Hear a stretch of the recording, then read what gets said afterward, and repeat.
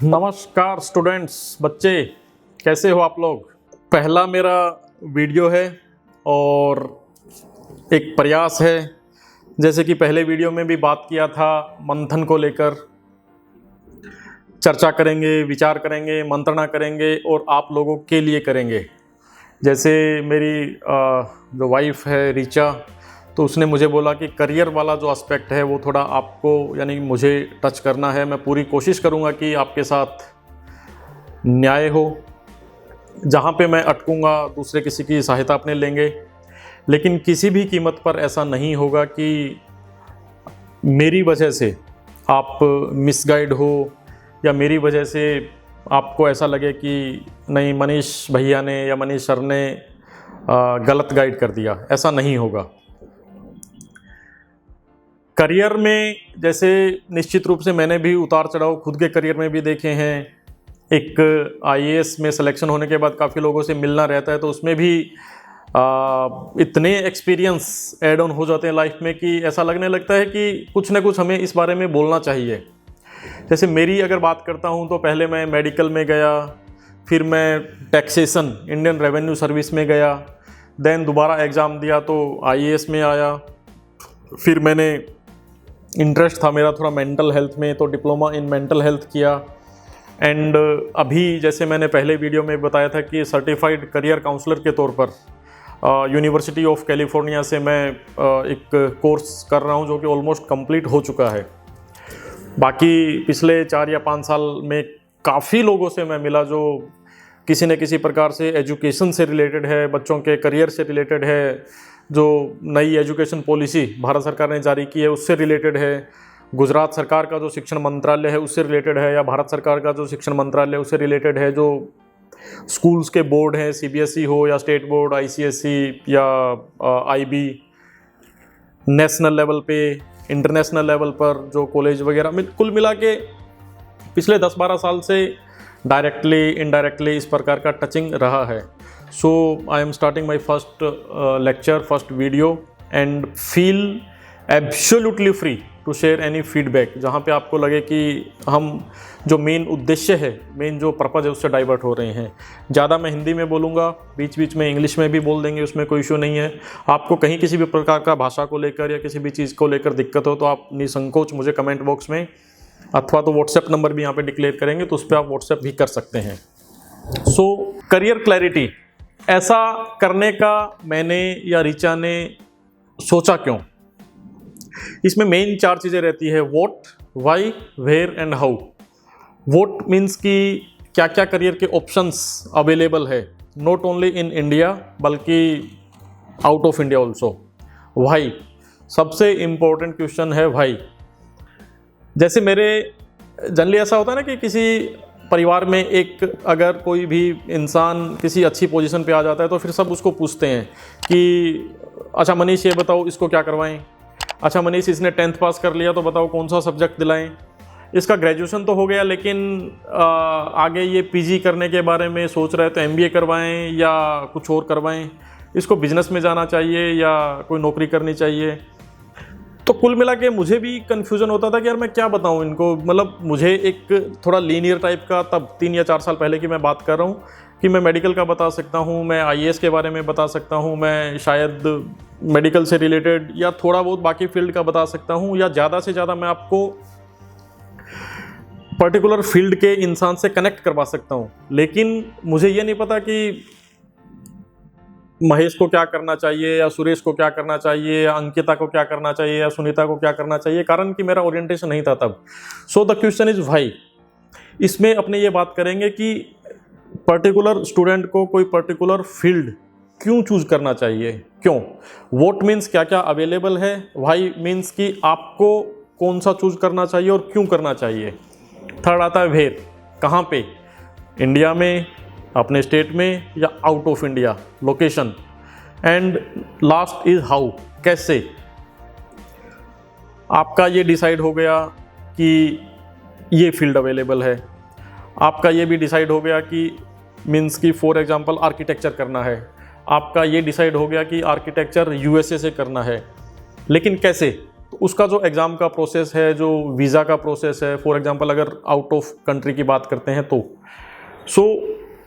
ये चीज़ तो कुल मिलाकर what, why, where and how, इन 4 चीज़ पे मोटा मोटी अपने बात करेंगे। और सबसे पहले आज का जो लेक्चर है, वो आज का जो अपना टॉपिक है वो है कि भाई मैंने ऐसा सोचा क्यों। कोर जो प्रिंसिपल है मंथन का या मेरा या करियर वाली बात का, तो रविंद्रनाथ टैगोर जो नोबेल लॉरिएट हैं, तो उनका एक वाक्य है कि every child's birth is a message that God is still not angry with human and humanity. हर एक बच्चे का जन्म ये संदेश देता है कि भगवान अभी भी खुश है इंसान से, इंसानियत से, कि यस ये दुनिया में जा रहा है तो कुछ करेगा। What, why, where and how, जैसे कि मैंने बताया व्हाट मीन्स कि कौन कौन से फील्ड अवेलेबल है, ये इन्फॉर्मेटिव पार्ट है। दूसरा है व्हाई, आपको पर्टिकुलर फील्ड क्यों चूज करना चाहिए। इन्वेस्टिगेटिव मीन्स कि ये पता करेंगे आपके ओरिएंटेशन, आपका एप्टीट्यूड, आपका जो पैशन है, आपका जो इंटरेस्ट है, आपका काम करने का जो तरीका है, उसके आधार पे, या करंट मार्केट रिक्वायरमेंट क्या है, आने वाले 5 से 10 साल में विश्व किस दिशा में जा रहा है, तो उस हिसाब से अपने डिसाइड करेंगे। देन वेयर, कहाँ पे, उसका इंडिया में या outside India. So accordingly we will decide on the basis of capacity of student, on the basis of economic capacity of family, on the basis of like mental capacity, और उसके ambitions क्या है, वो आगे 10 साल बाद अपने आप को कहाँ पर देखना चाहता है या चाहती है। एंड लास्ट इज़ हाउ, किस प्रकार से करना है, एडमिशन का प्रोसेस कैसे है, उसका एलिजिबिलिटी क्राइटेरिया क्या है, कोई पर्टिकुलर एग्जाम अगर देना है तो उसको कैसे कॉम्पीट किया जाए, कैसे पास किया जाए। मेनली 4 चीज़ें। अच्छा, ऐसा सोचा क्यों। बीइंग एन IAS हम लोगों को ये थोड़ा मौका मिलता रहता है स्कूल्स विजिट करने का, कॉलेज विजिट करने का, और थोड़ा मेरा इंटरेस्ट है बच्चों से बात करने का। 4 या 5 या 6 साल में जो स्कूल एंड कॉलेज का विजिट किया था, उसके आधार पर वहाँ पे मैंने देखा कि हर बच्चे में टैलेंट है, हर बच्चा कुछ ना कुछ करना चाह रहा है, लेकिन उसको दिशा नहीं मिल पा रही, उसको ये समझ नहीं आ रहा कि मुझे क्या करना चाहिए, और उससे पहले उसको ये समझ नहीं आ रहा कि क्या क्या चीज़ें अवेलेबल है। मतलब इस प्रकार के करियर के ऑप्शंस अवेलेबल है जिसकी आप कल्पना भी नहीं कर सकते। इवन मैं भी कल्पना नहीं कर सकता था जब तक कि मैंने इसके बारे में जाना नहीं। आपको भी पता है बच्चे कंफ्यूज्ड है, 10th के बाद क्या लिया जाए, 12th के बाद क्या लिया जाए, कोई कंपटीशन है वो कैसे पास किया जाए, मैं निकाल पाऊंगा नहीं निकाल पाऊंगा, अगर नहीं निकला तो क्या ऑप्शन है। मेरा मन करता है कि मैं स्पोर्ट्स में जाऊं, लेकिन घर वाले बोल रहे हैं कि नहीं नहीं पहले पढ़ाई उसके बाद ये खेलना कूदना। सो क्या स्पोर्ट्स में भी पढ़ाई होती है क्या। तो बच्चे कन्फ्यूज्ड है, आपको भी पता है, मुझे पता है, और आप अपनी कंडीशन का खुद अंदाज़ा लगा सकते हैं। पेरेंट्स मैक्सिमम जो कन्फ्यूज्ड है वो है पेरेंट्स। जैसे बच्चा 8th या 10th में आता है तो उनके मीन्स कि ऐसा बोल सकते हैं कि धड़कनें तेज़ होने लगती है। फिर वो अपने अपने जो रिलेशंस या जो बेस्ट पॉसिबल सोर्स है उससे पूछते हैं कि यार 10वीं में आ गया है लड़का तो क्या दिलवाया जाए उसको। Confused, they are very well means कि पैशनेट अबाउट यू, अपने बच्चों के लिए वो किसी भी हद तक पैसा भी खर्च करने को तैयार हैं, लेकिन प्रॉपर दिशा नहीं मिलने की वजह से वो भी कन्फ्यूजन में। And teachers are also confused, क्योंकि वो भी अपडेट नहीं हो पाते किसी कारण से। सो उनको भी लिमिटेड करियर ऑप्शंस का पता होता है, तो वो उसके अनुसार गाइड कर देते हैं कि तुम मेडिकल कर लो, तुम इंजीनियरिंग कर लो, तुम MBA कर लो, तुम CA कर लो, बस 3-4 फील्ड के अंदर उनका काम पूरा। So teachers are also confused in guiding. Authentic information अभी भी ऑनलाइन प्लेटफॉर्म पर या किसी ऑफलाइन इवन प्लेटफॉर्म पर अवेलेबल नहीं है जो कि प्रॉपरली किसी स्टूडेंट को गाइड कर सके।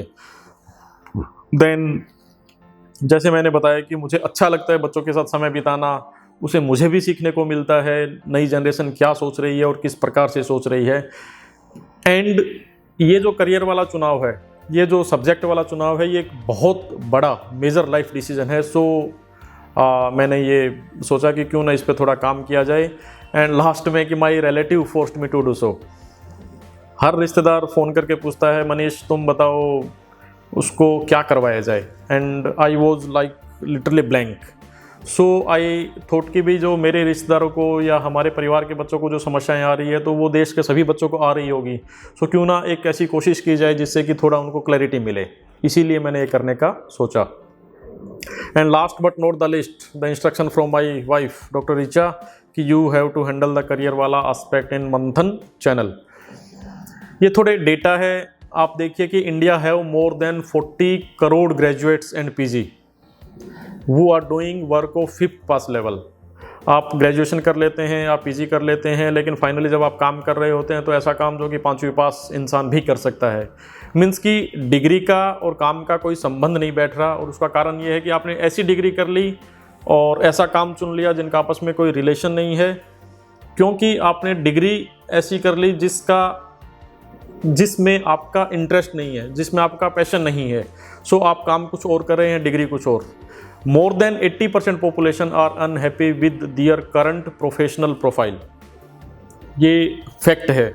70 to 80% पॉपुलेशन, आप किसी से पूछ लीजिए कि आप अपने जो आपका काम है क्या आप उससे खुश हैं क्या, तो सब ये बोलेंगे कि ठीक है, चल रहा है, घर चलाने के लिए पैसा तो चाहिए। So they are not passionate about their professional जो प्रोफाइल है। In India minimum 1 student commits suicides in each 60 minutes. 1 घंटे में भारत में एक बच्चा सुसाइड कर रहा है। एंड बड़े दुख की बात है कि ये उम्र घटती जा रही है। आजकल 5th 6th 7th क्लास के बच्चे भी सुसाइड तक कर रहे हैं। 93% Indian students know about only 7 career option. 93%। आप सोच सकते हैं कि भारत में जितने बच्चे हैं उसमें 93 मतलब मोर देन 90% को केवल 6-7 करियर की ऑप्शंस का पता है, जबकि सच में मैं बताऊं तो लाखों में करियर ऑप्शन अवेलेबल है। More than 45% Indian switch their profession, bar bar field change कर रहे हैं क्योंकि उन्होंने वो फील्ड चूज कर लिया था जिसमें वो रहना नहीं चाह रहे थे। इंडियन पेरेंट्स स्पेंड मिनिमम 20 से 25 lakh on 1 children for educating him और हर टिल ग्रेजुएशन। 20 से 25 लाख की अमाउंट उसके ग्रेजुएशन तक स्पेंड करने के बावजूद अगर आप लास्ट में ग्रेजुएशन करने के बाद बेरोजगार हैं तो इसका मतलब कि कहीं ना कहीं कुछ गड़बड़ है। मोर than 80% girls doesn't restart career after getting married in spite of their wish and talent after marriage, because उनका दे जस्ट डू डिग्री और उसके बाद शादी और उसके बाद ख़त्म, तो वो रीस्टार्ट नहीं करती क्योंकि उनका करियर चॉइस या उनका जो ग्रेजुएशन का चॉइस वो not according to her passion, according to her interest. जब भी मैं बच्चे से कभी पूछता हूँ स्कूल में या घर पे या रिलेटिव को, पड़ोसी को कि भाई क्या करने वाले हो 10वीं के बाद, मैक्सिमम स्टूडेंट ये बोलते हैं कि नहीं पता क्या करने वाले हैं, नो आइडिया। कुछ बोलते हैं कि सोचेंगे, कुछ बोलते हैं पापा से पूछेंगे, कुछ बोलते हैं जो दोस्त करेगा वो करूँगा, कुछ बोलते हैं कि स्कूल में सर से बात करूँगा, बोलते हैं कि मैं साइंस लूँगा या ह्यूमैनिटीज़ लूँगा या कॉमर्स लूँगा। लेकिन जब उससे नेक्स्ट क्वेश्चन होता है भी क्यों लोगे, तो उनके पास जवाब नहीं होता। कुछ एक ऐसे भी महारथी है जो सीधा बोलते हैं कि 10th के बाद तो 11th करूँगा। अगर ये पूछते हैं कि किसी एक्सपर्ट की गाइडेंस आपने ली है तो मैक्सिमम का ये होता है कि नहीं, क्योंकि उनको पता ही नहीं होता कि इस प्रकार की चीज़ें भी अवेलेबल है।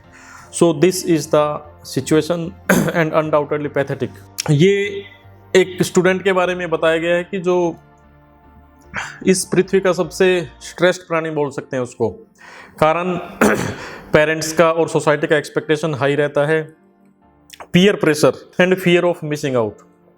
ऐसा लगता है कि मेरा दोस्त आगे निकल जाएगा, मैं पीछे रह जाऊंगा। सब्जेक्ट और करियर सिलेक्शन में उनको खूब कन्फ्यूजन रहता है। नई चीज़ें आई है, सोशल मीडिया, ड्रग्स, आजकल ये चीज़ें भी बच्चों को एक्सट्रीमली प्रभावित कर रही है। और ये एज ऐसी है एडोलेसेंट एज वाली कि आपके जो हॉर्मोन्स है एकदम ऐसा बोल सकते हैं कि भी फुल स्विंग में होते हैं, एकदम झटके मार रहे होते हैं। तो ये चीज़ें आपको आपके करियर में, आपका जो एकेडमिक प्रोफाइल है उसमें प्रभावित करते हैं। तो कुल मिला के बड़ा कन्फ्यूज़न का माहौल किसी भी स्टूडेंट की लाइफ में, विशेष रूप से जब उसकी एज 14, 15, 16, 17 साल की होती है तब रहता है।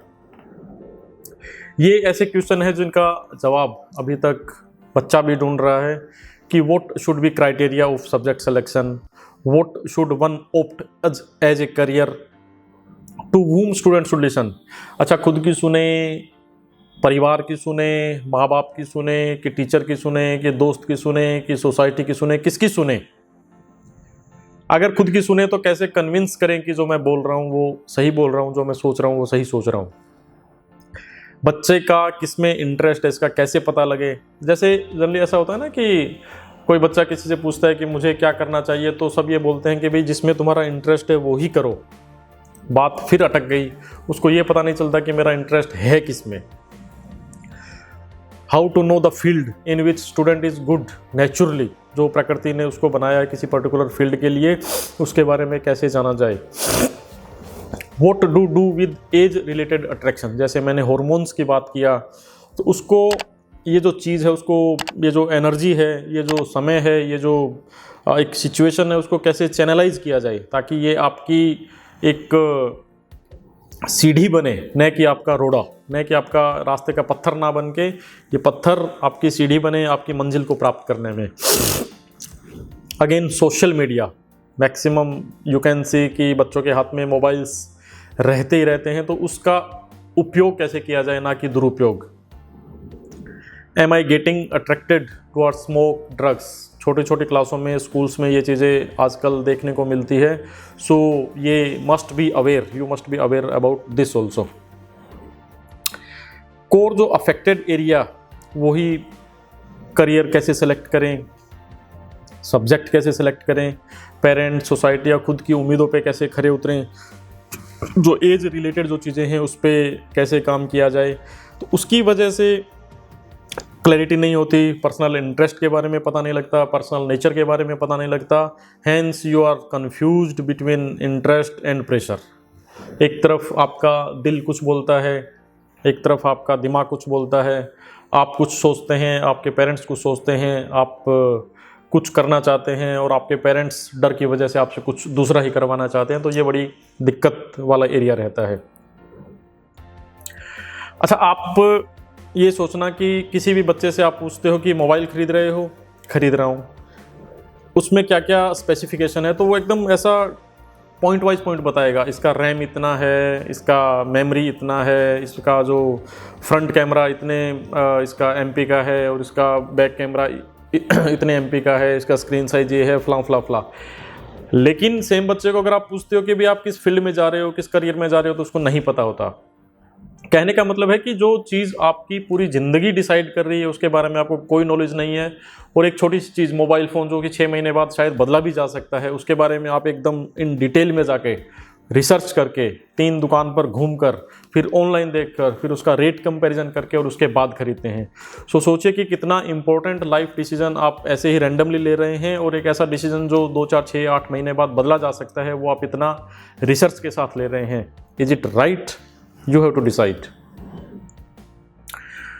So this is my try, my wish, my effort कि you doesn't become only successful, but along with successful you must be happy, you must be contented, you must be like passionate about your life, even passionate for your professional life। जो भी आप कर रहे हैं, भले ही आप पढ़ के नौकरी करते हैं या कॉलेज ड्रॉप आउट होकर एक एंटरप्रेन्योर बनते हैं, उसमें कोई दिक्कत नहीं है। केवल बुक्स या केवल डिग्रीज या केवल एकेडमिक्स में ही करियर है, ऐसा नहीं है। Out of degree, out of academics, out of college भी करियर है, इसके बारे में अपने बात करेंगे। I wish you to help. Only मेरा जो प्रयास है वो आपकी हेल्प करने का है, जो एक बीज, जो एक सीड, जो एक कोर आपके अंदर जो छुपा हुआ है उसको बाहर निकालने के लिए। I am again repeating, I am just helping you to find out yourself. मैं आपको बना नहीं सकता, आप ऑलरेडी ईश्वर ने, नेचर ने आपको बना के भेजा है। सो मैं वो जो प्रकृति ने आपको दिया है उसको फाइंड आउट करने में आपकी मैं हेल्प करूँगा। रास्ता हम दिखाएंगे, चलना आपको ही है। बेटर जो शब्द है इसके लिए वो पोटेंशियल रियलाइजेशन। पोटेंशियल का मतलब होता है कि आपके अंदर क्षमता क्या है, क्या ऐसी चीज़ है जो आपके अंदर छुपी हुई है, तो उसको रियलाइज करना। करियर इज ऑल्सो, या करियर काउंसलिंग जिसको बोल सकते हैं सामान्य भाषा में, लेकिन अच्छा जो शब्द है कि भी आपकी क्षमताओं का आपको एहसास हो और आपकी क्षमताएं आप प्राप्त करें। और सबसे इसका बेस्ट टाइम होता है स्कूलिंग के दौरान, जब 8th, 9th या 10th। लेकिन नो इश्यूज़, अगर कोई कॉलेज में है तो वो भी अभी सोच सकता है। अगर कोई मीन्स की कॉलेज कर लिया, नौकरी कर रहा है, करियर स्विच भी करना चाह रहा है तो भी सोच सकता है। Better late than never. अगर आपने कभी नहीं किया लेकिन अभी कर रहे हैं तो भी इट्स गुड इनफ। 4 स्टेप्स। किसी भी करियर वाला जो फील्ड होता है उसके अंदर 4 स्टेप होते हैं। पहला होता है फील्ड, आपको ये जानना पड़ेगा कि आपको किस फील्ड में जाना है। ये एक ब्रॉड एस्पेक्ट है, जैसे कि मुझे सिविल सर्विसेज में जाना है, मुझे मेडिकल फील्ड में जाना है, मुझे बिजनेस वाले फील्ड में जाना है, मुझे एग्रीकल्चर फील्ड में जाना है, तो ये ब्रॉड। दूसरा है स्ट्रीम। आपको अपने फील्ड फॉर एग्जांपल सेलेक्ट कर लिया कि मुझे मेडिकल फील्ड में जाना है, सो विच स्ट्रीम, लाइक आपको एलोपैथिक में जाना है, आपको आयुर्वेदिक में जाना है, आपको होम्योपैथिक में जाना है, आपको डेंटल में जाना है, या किस में जाना है। देन आता है कोर्स। आपने ये सिलेक्ट कर लिया कि यस मुझे आयुर्वेदा के अंदर जाना है, फिर आपको ये देखना है कि आपको कौन सा कोर्स चूज़ करना है, कि आपको कोई इंटीग्रेटेड पीजी वाला कोर्स चूज़ करना है, या ओनली यूजी वाला कोर्स चूज़ करना है, या कोई डिप्लोमा का कोर्स चूज़ करना है, ये चीज़। एंड लास्ट में आया आपका करियर। ये तीनों चीज़ें जब स्ट्रीमलाइन होती है तो लास्ट में आपका करियर ऑटोमेटिकली मीन्स कि वो बिल्ट हो जाएगा, बिकॉज आपने जो इनिशियल जो फील्ड सेलेक्ट किया था वो आपके इंटरेस्ट के हिसाब से वैसे सेलेक्ट किया, अकॉर्डिंगली आपने स्ट्रीम डिसाइड किया, अकॉर्डिंगली आपने कोर्स चूज़ किया, एंड अकॉर्डिंगली फिर आपका करियर बनेगा। So 4 step 4 pillars. Am I eligible to guide you? I am an administrative officer, I am a doctor, but career से मेरा क्या वास्ता, मैं आपको कैसे गाइड कर सकता हूँ? आई humbly accept I am not a like expert, but मेरा अच्छा अनुभव है, मेरा अच्छा इसमें इंटरेस्ट है, और मेरे अच्छे कॉन्टेक्ट्स भी है एजुकेशन फील्ड के अंदर, schools, college, out of India, career counsellors, इन लोगों से। सो मैं आपके लिए एक मीडिएटर, एक कोऑर्डिनेटर, और अपने मैं और आप, यानी कि मैं आप मीन्स आप, आपके पेरेंट्स, आपके टीचर्स, हम मिल के रास्ता निकालेंगे। किस चीज़ का रास्ता निकालेंगे? सेम 4 चीज़। क्या क्या अवेलेबल है, तुम्हें कहाँ जाना चाहिए, कहाँ मीन्स कि कौन से फील्ड में, या ऐसे बोले कि तुम्हें क्यों वो चूज़ करना चाहिए, फिर कहाँ जाना चाहिए, इंडिया, आउट ऑफ इंडिया, अगर इंडिया तो इंडिया में कहाँ, आउट ऑफ इंडिया तो आउट ऑफ इंडिया में कहाँ, और कैसे, हाउ। सेम 4 चीज़। अगर आपको नहीं आया तो I will try to tell you, अगर मुझे भी नहीं आया तो अपने एक्सपर्ट को पूछेंगे, और अगर किसी को भी नहीं आया, किसी को भी रास्ता नहीं मिला, ऐसा कभी नहीं होता। हर चीज़ का रास्ता होता है। जहाँ पे आपको कन्फ्यूजन है उसका रास्ता हो सकता है कि आपको ना दिखे, मुझे ना दिखे, लेकिन किसी न किसी को ज़रूर दिखता है, तो ऐसा नहीं होगा कि किसी को पता ना हो। So this is the brief I will speak on, like कौन कौन से इंडिया में बोर्ड्स अवेलेबल है, अब्रोड में स्कूल के अंदर जो बोर्ड होते हैं, state board, CBSE, ICSE, IB, कौन सा बोर्ड लेना चाहिए, कौन सा नहीं लेना चाहिए, कौन सा बोर्ड किस प्रकार की फर्दर हायर एजुकेशन के लिए एक हेल्पिंग हैंड हो सकता है, तो उस पर अपने चर्चा करेंगे। करियर एंड इससे रिलेटेड जो भी चीज़ें हैं उसके ऑल टर्म्स, ऑल शब्द, ऑल परिभाषाएँ, ऑल ये जो चीज़ें हैं तो उस पर अपने चर्चा करेंगे। जैसे मैंने 4 चीज़ें बोला, field, stream, courses and career, इन चारों पे बात करेंगे कि इंडिया में ये चारों चीज़ें क्या क्या अवेलेबल है और अब्रोड में क्या क्या अवेलेबल है। ब्रॉडली मैंने ये बोल सकते हैं कि आफ्टर 12th लगभग 25 फील्ड, जो मेजर फील्ड है वो सेलेक्ट किए हैं, सेलेक्ट बट डिवाइड किए हैं, ऑलरेडी दे आर एग्जिस्टिंग। इन 25 जो फील्ड्स है उसके अंदर दुनिया का कोई भी करियर ऐसा नहीं है जो इन 25 फील्ड से बाहर हो। सो इन 25 फील्ड पे अपने बात करेंगे, ताकि आपको ये पता लगे कि आपका फील्ड कौन सा है, कहाँ पे आपको कंफर्टेबिलिटी महसूस हो रही है। फिर उस पर्टिकुलर फील्ड के अंदर हम डिटेल में जाएंगे कि उसके अंदर कौन कौन सी स्ट्रीम्स अवेलेबल है, उस स्ट्रीम में कौन से कोर्सेज अवेलेबल है, और उस कोर्स के अंदर क्या क्या करियर ऑप्शंस आगे अवेलेबल है। सो दीज आर लगभग 25 plus broad field, 250 plus courses and 1000 and lakhs of careers. What and why you should go for? Again same, तुम्हें ये चीज़ क्यों करनी चाहिए, आपका ओरिएंटेशन क्या है, आपका एप्टीट्यूड क्या है, आपका इंटरेस्ट क्या है, आपकी पर्सनालिटी कैसी है, वर्तमान में मार्केट कैसा है, आगे 10 साल बाद किस चीज़ की डिमांड होगी। तो इन सब चीज़ों पे चर्चा करके ये डिसाइड करेंगे कि आपको किसी पर्टिकुलर फील्ड में क्यों जाना चाहिए, अगेन कैसे जाना चाहिए। स्टडी अब्रोड, ऑल एस्पेक्ट, बाहर अगर किसी को पढ़ने जाना है तो उसके क्या तरीके होते हैं, क्या एक समीकरण होते हैं, क्या रास्ते होते हैं, कौन सा एग्ज़ाम देना पड़ेगा, क्या स्कॉलरशिप अवेलेबल रहती है, कौन सा कॉलेज किसके लिए अच्छा है, एंड ऑल सब। Then NEET and UPSC in detail by me, as जो मैंने दोनों अच्छी तरीके से पास मीन्स के क्रैक किए हुए हैं। सो मेनली कि how to make strategy to crack competition, तो मेनली उस पर रहेगा। Apart from NEET and UPSC बाकी जो एग्ज़ाम्स है, जो भी 25 फील्ड से रिलेटेड जो कॉम्पिटिटिव एग्जाम है उस पर भी चर्चा करेंगे। जहाँ पे मैं कर पाऊँगा मैं करूँगा, अदरवाइज एक्सपर्ट को बुला के चर्चा करेंगे, जो सेलेक्टेड स्टूडेंट्स है उसको बुलाकर अपने चर्चा करेंगे। जैसे मैंने बताया कि किताबों के अलावा भी दुनिया होती है, एकेडमिक्स के अलावा भी दुनिया है, डिग्री के अलावा भी दुनिया है। College drop outs, even school drop outs are doing extremely good in terms of profession. So इसके बारे में भी चर्चा करेंगे। जैसे स्टूडेंट बोलते हैं कि नहीं मेरा पढ़ाई में मन नहीं लगता, so am I a failure? No, ऐसा नहीं है।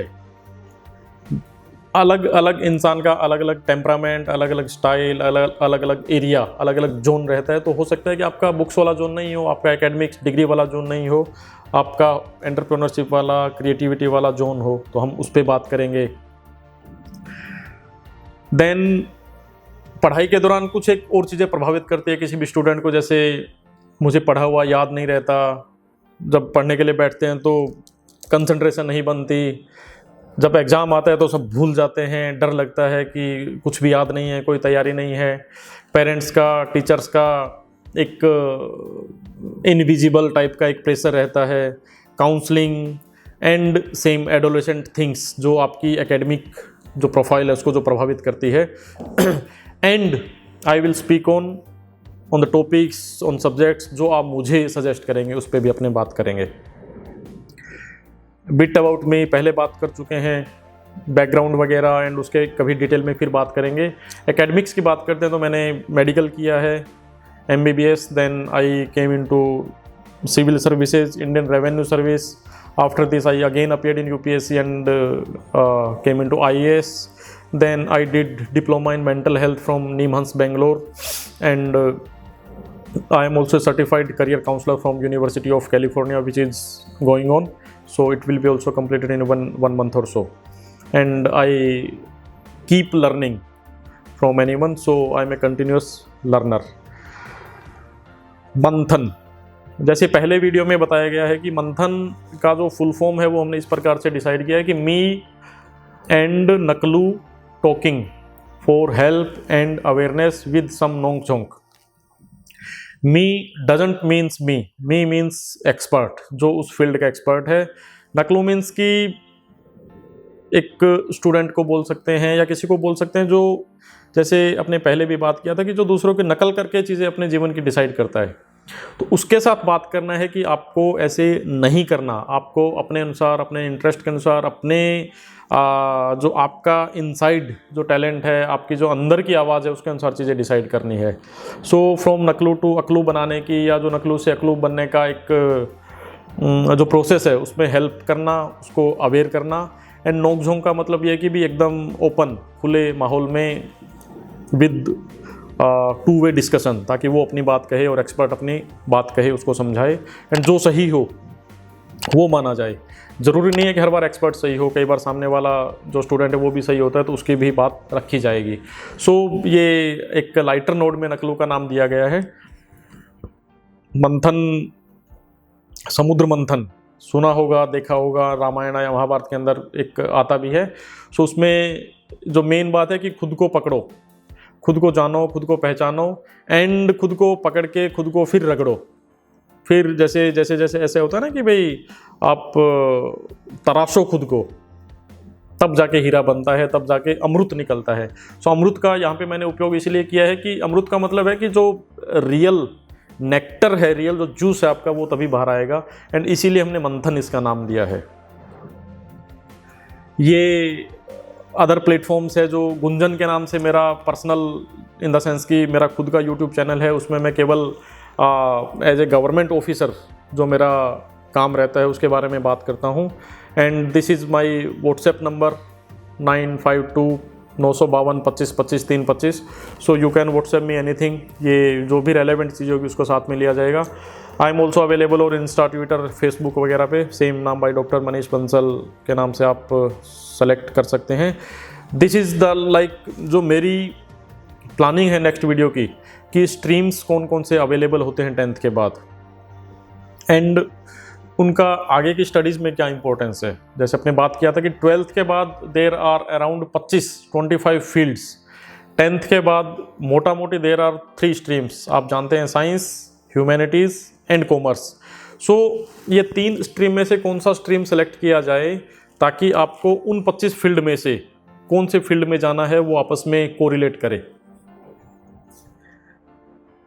मेरा प्लान ये है कि इस पे मैं वीडियो नेक्स्ट बनाऊंगा, लेकिन अगर आपको लगता है कि नहीं इस पे नहीं, पहले बीच में कोई दूसरे टॉपिक पे या दूसरे चीज़ पे वीडियो आना चाहिए, so you can suggest me in comment box और I will try my best. I am also a learner, continuous learner, मुझे आपसे सीखने को मिलेगा और शायद मैं आपको सिखा पाऊँ। इस प्रकार से हम आगे बढ़ेंगे, आप देखना, आपको मज़ा आएगा एंड अच्छा लगेगा।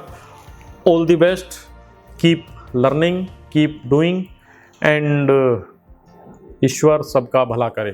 Thank you dear friends, dear बच्चे लोग, dear parents and dear teachers, thank you, all the best.